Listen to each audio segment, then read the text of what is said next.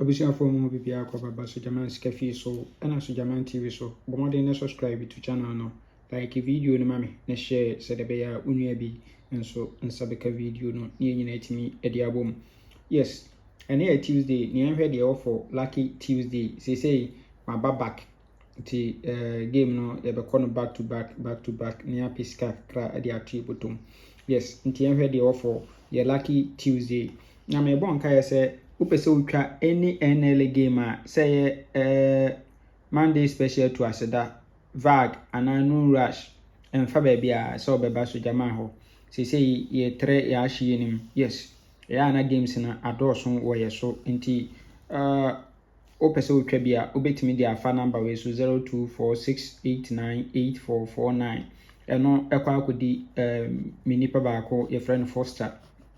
kwa akodi no ho obey calculation amount no ati commission amount lucky Tuesday saying yeah ma 30% commission nti o de kwa obey calculation amount no de momo line out for amount we send you sika no twa no de take tin so asend you kama ana asa we betimi de aba mi amensem nso mitimi atwa amount kama. Yes, said the da me no 0593673300 behwe na metwa amount kama udi ya ntempa na nso na yitua waka anapai omo munya ewin yetu obi aka kama. Yes, inti blefie na yenye adwuma enti yenhwe de offer lucky Tuesday na yenhwe setup we lucky Tuesday na about event number 425 mihu so ato 6 and on serve 13 ewo machine. Good, it will be a 1 2 3 no beto 86 we are no ato 86 number 10 68 they above 47 46 68 47 46. Good, we there was yemfa event enkodi na aha saying me who say 47 46 difference 1 we are na bia akọ -20 na obete ama 26 27 it is our 26 27 ye twa 2 dalet e wo so o pay me event ni we are no way 42 26 27 na afi way 26 27 no etwa 2 dalet e wo ho kama. Yes, because a on say difference 1 we are now about 26 27 difference 1 47 46 difference 1 na ko -20 no asa abeto e wo ho nti emfani abro kra e wo ho ahode wo ho a twa na ebeto ni akọ for 26 free banker nso e wo so kama 26 free banker e wo so. Good, nti wo ba current na saying eno abehye no e de aman e wa ha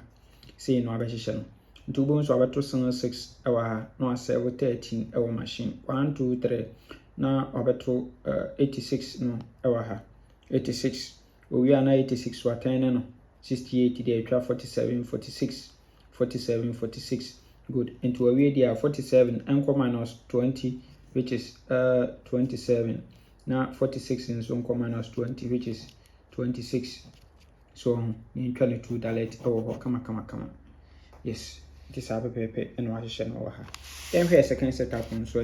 and also a transfer from midweek event number 1171. Yes, me so ato 38 no asell 5185 we are no ato 21 first box position no asell 58 we are no the 47 abesha say first box no asell 75 nti one also say we dia yemfa event